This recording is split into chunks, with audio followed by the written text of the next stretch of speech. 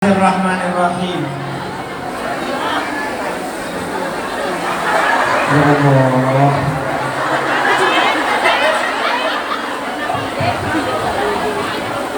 Bismillahirrahmanirrahim. Alhamdulillah wassalatu wassalamu ala Rasulillah Muhammad ibn Abdullah wa ala alihi wa sahbihi wa man wala, amma ba'du, wa la hawla wa la quwwata illa billahil aliyyil azim.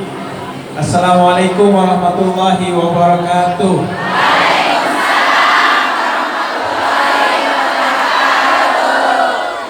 Pertama-tama saya mau mengucapkan terima kasih kepada Bunda yang dari awal telah mengundang, mengawal, menemani hingga mengantarkan saya sampai di tempat yang mulia ini. Karena kata Nabi Muhammad, yadullah ma'al jamaah.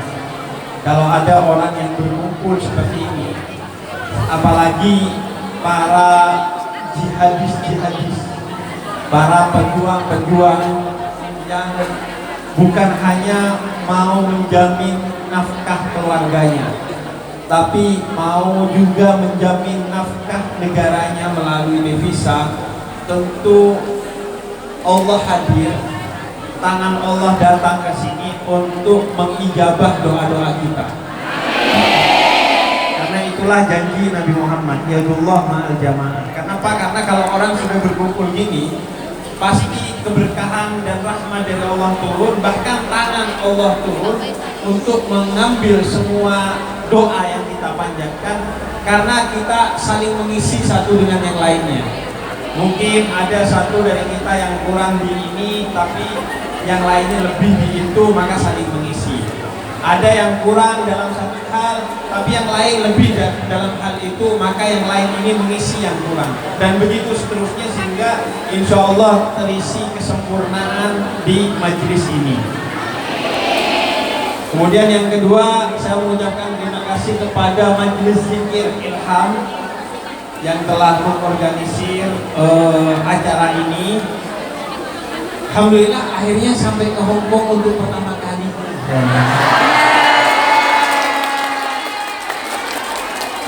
Habib ke Hong Kong itu kayak tersesat. Domba yang tersesat. Habib kan biasanya ke Mekah, ke Madinah, ini ke Hong Kong. Tapi insya Allah kesini itu tersesat ke jalan yang benar. Karena tadi pas di luar saya masih merasa tersesat. Masuk ke sini, subhanallah. Dan alhamdulillah, saya ketika masuk ke sini itu yakin bahwa yang dimaksud oleh Nabi Muhammad tentang penghuni neraka itu banyak dari kalangan perempuan. Jadi ada hadis dari Nabi Muhammad bahwa mayoritas penghuni neraka itu katanya perempuan. Ketika saya melihat ibu-ibu, mbak-mbak semua di sini, saya yakin bahwa yang dimaksud oleh Nabi Muhammad itu bukan perempuan sebagai jenis kelamin. Tapi karena pada saat itu Nabi bertemu dengan sekelompok perempuan yang sering ngomongin orang lain. Maka yang dimaksud oleh Nabi Muhammad adalah orang-orang, siapapun, karena Allah adil. Allah tidak melihat orang itu berdasarkan jenis kelaminnya. Bahkan Islam ini turun untuk mengangkat derajat perempuan agar tidak sama tapi setara dengan laki-laki. Maka tentu yang dimaksud oleh Nabi Muhammad melihat semua yang hadir pada pagi hari ini, maka saya yakin yang dimaksud adalah kelakuan yang waktu itu kebetulan yang dilihat adalah perempuan. Dan memang kita tidak memungkiri bahwa seringkali itu kita terjebak dalam ngomongin orang lain, alias makan daging saudara kita sendiri. Kalau babi haram itu udah pasti ya. Yang sering kita tidak sadari itu makan daging saudara kita sendiri, alias gibah. Nah, Nabi Muhammad itu ketemu dengan sekelompok perempuan sedang gibah, maka kemudian kata Nabi Muhammad, mereka ini yang bergibah akan menjadi penghuni neraka. karena ghibah, karena ngomongin orang lain, tapi bukan karena perempuannya. Maka siapa aja yang ngomongin orang lain, maka itu membuka jalan ke neraka. Karena itu memang nyatanya seringkali yang suka ghibah itu sebagian adalah perempuan soalnya. Bahkan kadang ya, itu di majelis-majelis yang seperti ini, itu duduknya per circle tuh. Ya, iyalah. Duduknya sama-sama yang kenal doang. Ya. Padahal tujuan majelis itu kan adalah silaturahmi ya. Artinya membuka kenalan baru. Sehingga dengan silaturahmi itu dua hal. Pertama, diberkahkan umurnya kata Nabi Muhammad karena saling mendoakan. Semakin banyak silaturahmi, semakin banyak yang mendoakan, sehingga semakin besar kemungkinan salah satu atau sebagian banyak dari mereka yang diijabah doanya, sehingga kemudian bertambah umur kita karena doa dari mereka. Dan utamanya adalah bertambah keberkahannya, bukan angkanya. Panjang kalau nggak berkah buat apa? Dan yang kedua, silaturahmi itu untuk memperbanyak rezeki. Artinya apa? Dengan silaturahmi kita kenal dengan banyak orang, sehingga mau jualan apa mudah, mau minta tolong apa terkait kerjaan mudah, dan lain sebagainya. Padahal saatnya kan duduknya itu dengan orang baru agar kita bisa berkenalan dalam kebaikan, karena ini adalah majelis yang baik, di ruangan yang baik, bersama orang-orang yang baik. Tapi kadang duduknya itu bersama circle-nya aja, udah janjian dari bulan lalu. Ya. Mesti toh. Jumlahnya itu bukan 3 orang, tapi perannya biasanya 3. Yang pertama itu tukang melempar isu. Wah. Iki. Iya. Nah, biar gak ada yang tersinggung, contohnya itu saya aja, seolah-olah saya. Buat contoh aja, naudzubillah tadi. Pertama dilempar isu. Katanya Habib udah cerai ya. Ini satu nih, ini tukang lempar. Yang kedua itu tukang ngompori. Oh iya lagi. Saya lihat di Instagramnya itu gak pernah ada foto Habib sama istrinya. Nah yang ketiga ini banyak di sini. Biasanya pakaiannya syar'i itu. Nah. Pakai kerudung rapi, tertutup, tapi mulutnya tidak syar'i. Biasanya diawali dengan ngomong, nggak boleh ngomongin orang lain, ghibah itu. Tapi kayaknya emang Habib cerai deh. Jadi seringkali duduknya itu berdasarkan circle-circle seperti itu, sehingga kemudian bukan pahala yang didapatkan dari majelis, tapi justru adalah dosa yang didapatkan dari majelis. Karena itu, mari kita luruskan niat untuk benar-benar hari ini menjadi silaturahmi, menggali ilmu, dan berdoa bersama untuk kebaikan kita bersama orang-orang yang kita tinggalkan di tanah air ini, insya Allah. Nah, ini karena ada 2 sesi, jadi nanti saya akan bagi 2 tema. Yang sesi ini saya akan berbicara tentang bagaimana menjadikan kerja itu sebagai sarana bukan hanya mendapatkan uang, tapi juga mendapatkan ganjaran dari Allah. Di luar itu, nanti kalau ada dari bapak, ibu-ibu, dan emak-emak serta bunda-bunda di sini, Emak. ada yang ingin ditanyakan, nanti silahkan saja setelah saya menyampaikan apa yang ingin saya sampaikan. Silahkan bertanya apa yang ingin ditanyakan, karena mungkin apa yang ingin saya sampaikan bukan sesuatu yang perlu kalian semua dengar, dan apa yang ingin kalian dengar mungkin tidak sempat saya sampaikan. Padahal saya datang ke sini niatnya itu adalah untuk memberikan pandangan tentang agama terkait apa saja yang mungkin mbak-mbak dan ibu-ibu serta bunda-bunda di sini harapkan pengetahuan saya tentang hal itu.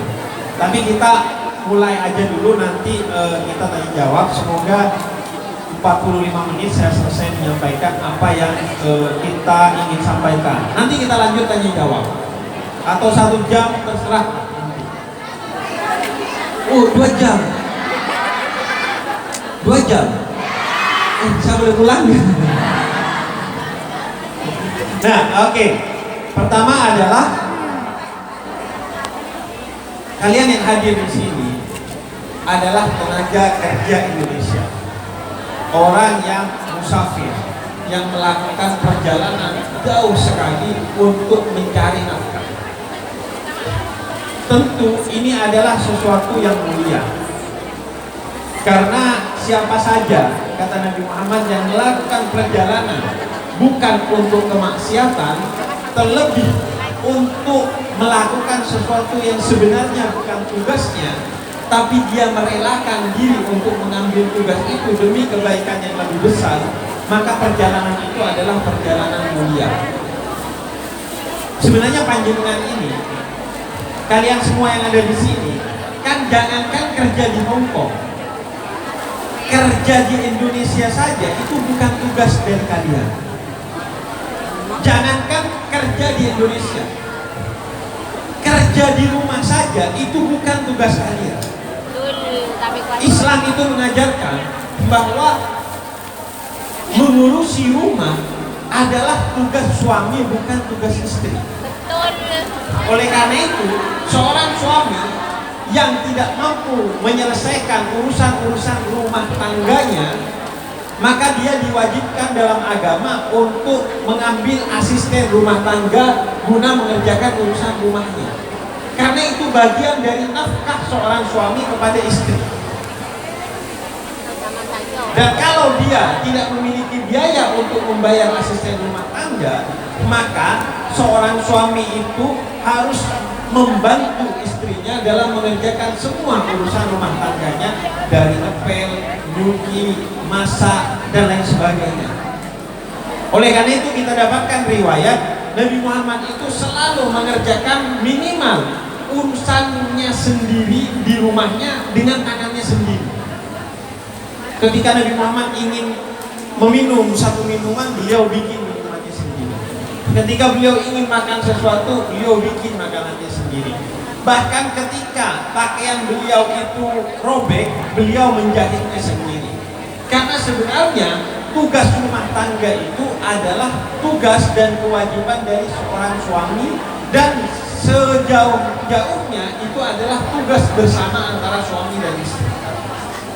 Jadi panjenengan ini, kalian semua ini, kerja di rumah saja itu adalah bukan tugasnya. Sehingga kalau mengerjakan kerjaan rumahnya sendiri itu aja sudah mulia, apalagi mengerjakan pekerjaan rumah orang lain di negara orang lain untuk orang di rumah yang sedang menunggu kita. Maka tidak ada kemuliaan yang lebih besar salah satunya dari kemuliaan ini. Karena itu ketika saya masuk melihat ibu-ibu semua, bapak semua di sini, saya merasakan begitu hangatnya, begitu mulianya, begitu berkahnya apa yang kalian lakukan di negara ini.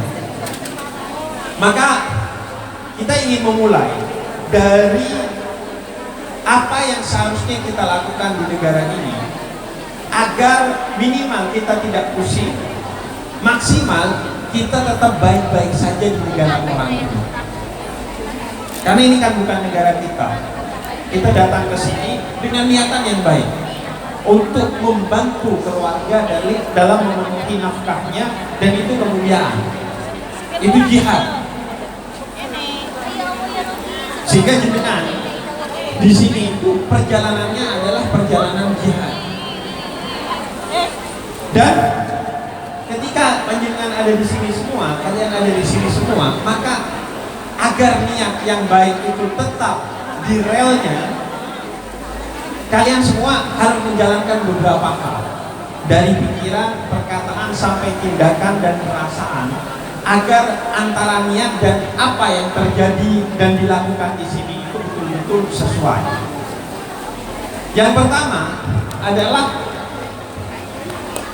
kita diajarkan dalam berbagai riwayat bahwa Nabi Muhammad itu menangis paling tidak dalam 3 hal.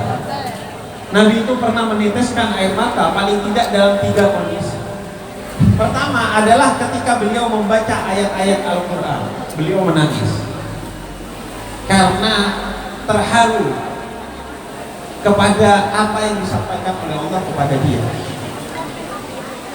Betapa cintanya Allah kepada makhluknya, betapa abainya Allah terhadap dosa-dosa betapapun besarnya dari makhluknya tetap diampuni, sehingga beliau menangis ketika membaca Al-Quran. Yang kedua, Nabi Muhammad itu menangis ketika ditinggalkan oleh orang-orang yang dicintainya. Ketika Sayyidina Abu Thalib meninggal, Nabi bersedih. Ketika istri tercintanya Sayyidah Khadijah meninggal, Nabi menangis. Nabi menangis dalam kondisi ketika ditinggalkan oleh orang-orang yang dicintainya. Dan yang ketiga, Nabi itu menangis ketika meninggalkan tanah kelahirannya atau meninggalkan tanah tempat beliau bermukim. Oleh karena itu ketika Nabi dipaksa hijrah keluar dari Mekah oleh orang-orang musyrik pergi ke Madinah, Nabi menangis. Kemudian kata Nabi, wahai Mekah, seandainya aku tidak harus pergi dari engkau karena terusir oleh orang-orang musyrik itu, niscaya aku tidak akan pernah meninggalkan engkau. Begitu juga sebaliknya, Nabi ketika pergi dari Madinah keluar ke Mekah atau ke kawasan-kawasan lainnya, Nabi itu selalu bersedih. Oleh karena itu ketika Nabi harus kembali lagi ke Madinah, Nabi itu selalu tersenyum, bahkan ketika Madinah baru terlihat dari jauh, belum sampai aja udah tersenyum Nabi, karena Nabi itu sedih ketika meninggalkan tanah airnya atau meninggalkan tanah mukimnya. Karena apa?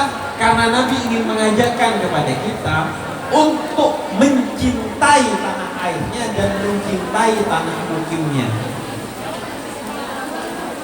Jadi yang pertama, kita jadi tahu bahwa apa yang dilakukan oleh kalian ini satu hal yang berat, yang akan diganjar dengan ganjaran yang begitu besar dan agung oleh Allah. Karena bahkan Nabi pun ketika keluar dari tanah airnya, beliau itu begitu bersedih. Artinya keluar dari tanah air itu sesuatu yang berat. Itu seperti tanaman yang dicerabut dari akarnya. Pasti ada luka, pasti ada duka, pasti ada rindu, pasti ada segala hal yang menyebabkan kita bersedih bahkan menangis. Saya merasakan itu di awal ketika lulus SMP, saya harus pergi ke pesantren di satu kota yang jaraknya ratusan kilo dari kota tempat kelahiran saya. Pasti kita itu sedih. Maka kesedihan itu akan diganjar oleh Allah kelak di akhirat dengan tawa di surganya Allah. Karena Nabi aja bersedih ketika keluar dari tanah kelahirannya. Maka tentu itu sesuatu yang berat. Maka apa yang dilakukan kalian harus keluar dari tanah kelahirannya untuk bekerja. Itu satu kemuliaan yang begitu besar karena beratnya melakukan hal itu. Karena juga dari sana kita diajarkan Nabi itu begitu mencintai tanah kelahirannya, Makkah. Makkah itu dicintai oleh Nabi karena Nabi lahir di sana. Tapi ingat, Nabi bukan hanya mencintai kota Makkah yang menjadi kota kelahirannya, tapi Nabi juga mencintai kota Madinah sebagai tempat Nabi bekerja, tempat Nabi bermukim, tempat Nabi membangun Islam, tempat Nabi membangun negara Madinah. Nabi mencintai Madinah, tempat Nabi bekerja dan bermukim. Karena itu tugas kalian semua di sini bukan hanya mencintai Indonesia sebagai tanah kelahirannya, tapi juga mencintai Hong Kong sebagai tanah mukim dan tanah di mana tempat kita bekerja. Jadi biar tidak ada kebingungan di antara kita. Kadang kita itu cintanya cuma ke Indonesia aja, sehingga hatinya tertinggal di Indonesia dan tidak pernah mencintai Hong Kong sebagai tanah mukim dan tanah di mana tempat kita bekerja. Sehingga di sini tidak menjaga diri dengan baik, melanggar aturan karena dianggap ini bukan negara saya, gak disiplin, gak menghormati budaya di sini, tidak menghargai orang-orang di sini, tidak mematuhi aturan di sini karena hatinya tidak di sini. Padahal Nabi Muhammad mengajarkan bahwa bukan hanya cintai tanah kelahiran kamu, tapi cintai juga tanah kamu tempat bekerja dan bermukim. Karena kita mendapatkan kehidupan, bahkan menghidupi keluarga kita dari tanah ini, yaitu tanah Hong Kong ini. Jadi mulai sekarang, cintailah negeri ini sebagaimana kita mencintai negeri Indonesia tempat kita dilahirkan, agar tidak ada kebingungan di antara kita.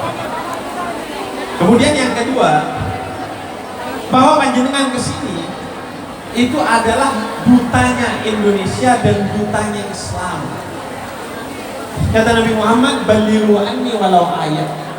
Kalau kamu ingin mulia, maka sampaikan ayat-ayat yang disampaikan oleh Allah kepadaku dan sabda-sabda yang aku sampaikan kepadamu.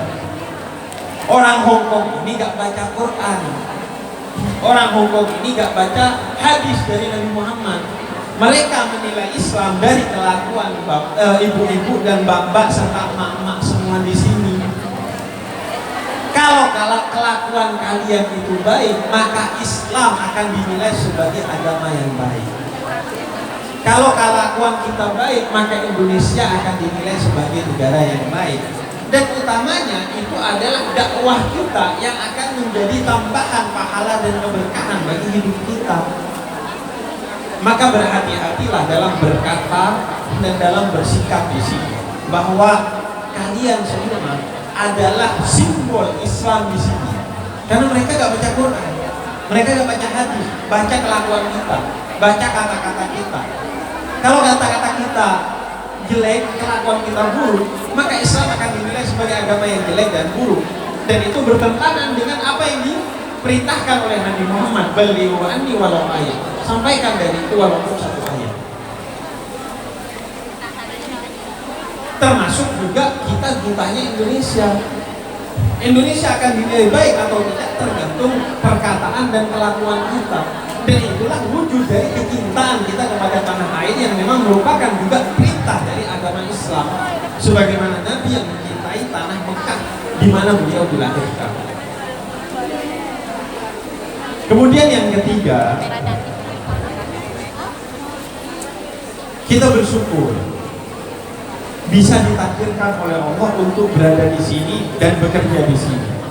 Mungkin berat harus bekerja di negara orang, tapi mari kita cari sisi positifnya untuk kita mensyukuri apa yang menjadi takdir Allah kepada kita. Apa yang akan kita syukuri?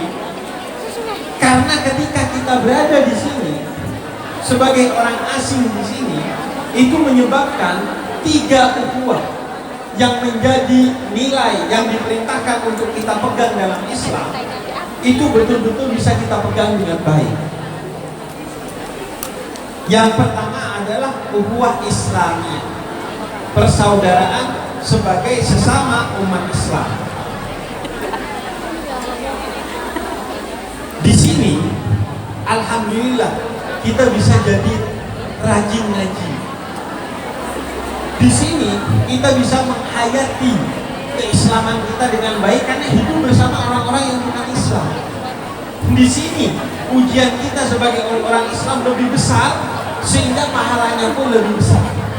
Karena itu di sini mari kita syukuri karena persaudaraan kita sebagai sesama umat Islam justru semakin kuat karena kita semakin diuji. Sebagai orang Islam kita sedikit di sini, sehingga kalau ketemu orang Islam kita senang. Sehingga kalau ada pengajian kita datang. Sehingga ketika kita sholat berbeda dengan sholatnya orang Islam di Indonesia. Karena kata Nabi Muhammad, semakin sulit akses kamu untuk melakukan ibadah, maka semakin besar pahala kamu dari ibadah itu. Amin. Kata Nabi, pahala orang yang ke masjid itu sesuai dengan jumlah langkahnya. Sedangkan kalian ini bukan cuma melangkah, terbang.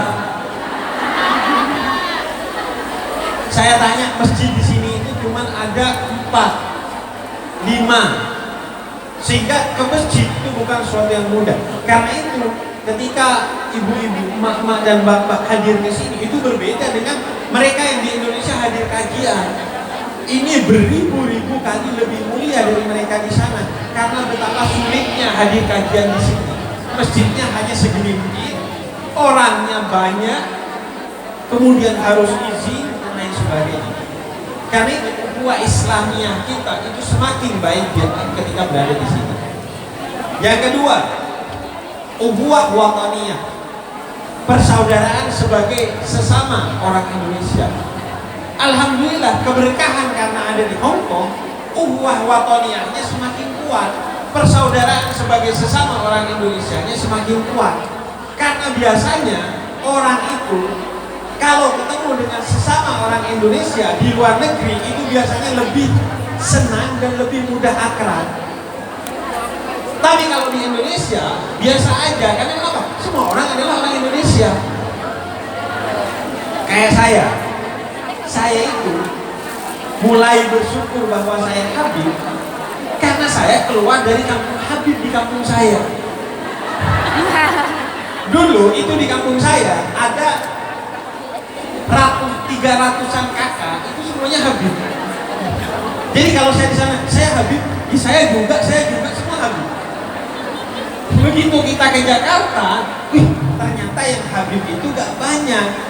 Alhamdulillah akhirnya saya mensyukuri kehabiban saya dengan belajar agama Islam dan mendakwahkan Islam. Karena seringkali itu kalau sudah tiada baru terasa. Lagu tuh, judulnya kehilangan. Jadi justru di sini kita makin cinta orang Indonesia, makin bersahabat dengan orang Indonesia karena orang Indonesianya sedikit.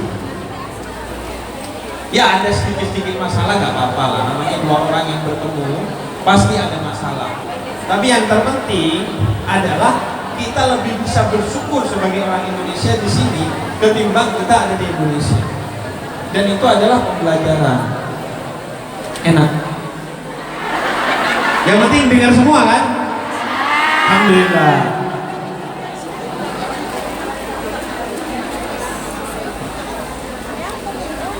Terserah mau diganti. Iya. Ini. Mending ini ya. Habib diatur-atur jamaahnya ya. Kan seharusnya jamaah yang diatur Habibnya. Ini Habibnya yang diatur jamaah. Ini tantangan dakwah di Hong Kong begini ya. Orang-orangnya Islam tapi agak kurang Islami. Alhamdulillah. Nah itu dia. Nah yang ketiga, ukhuwah insaniyah, persaudaraan sebagai sesama orang Indonesia, sebagai sesama manusia semakin bisa kita eratkan di sini. Karena di sini rata-rata orang-orangnya beda agama dengan kita atau bahkan tidak beragama, sehingga kita melihat dia sebagai manusia. Maka ketika kita cinta kepada dia, kita membantu dia, kita mengayomi dia, maka itulah yang dimaksud dengan ukhuwah insaniyah, persaudaraan sebagai sesama manusia. Karena kita diajarkan oleh Islam melalui lisan Sayyidina Ali bin Abi Thalib, siapa yang bukan saudaramu dalam agama, dia adalah saudaramu sebagai sesama manusia. Karena itu, alhamdulillah, keberkahan berada di Hong Kong, Islam kita semakin baik, persaudaraan sebagai sesama orang Indonesia kita semakin kuat, dan persaudaraan kita sebagai sesama manusia semakin kuat karena keberkahan justru lantaran kita ada di Hong Kong.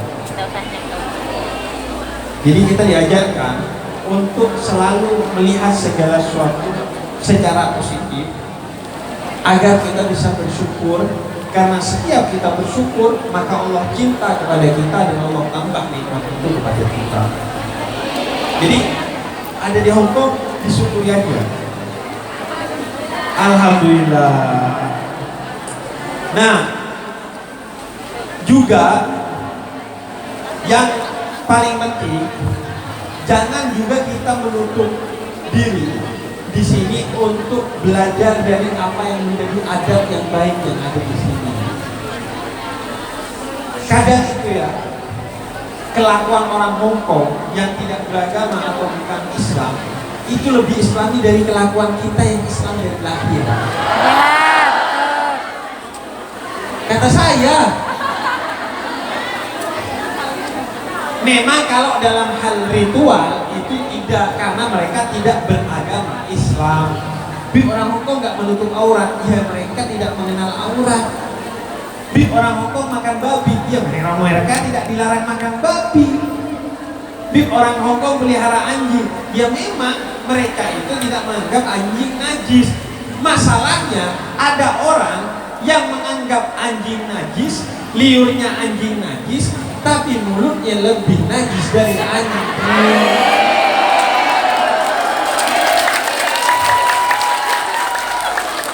Kata Nabi Muhammad, najasatun lisan al-bada'at. Kalau anjing itu liurnya najis, karena memang itu rahmat dari Allah. Allah menjadikan anjing itu salah satu ujiannya adalah dibikin najis itu liurnya.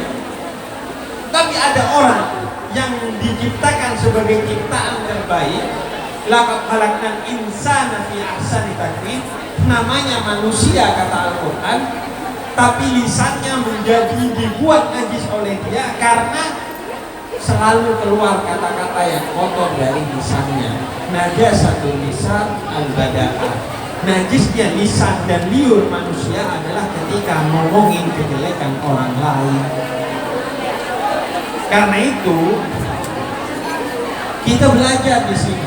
Bagaimana orang di sini? Kalau secara ritual memang tidak Islami, tapi secara akhlak itu adalah akhlak yang sangat Islami.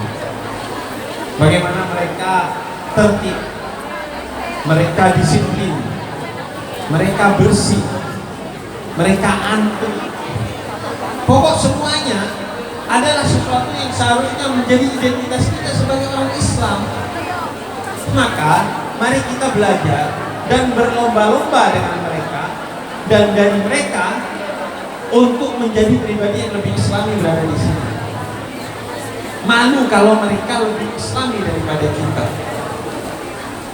Saya ingin bahwa kita itu justru menjadi tadi contoh tentang Islam di sini.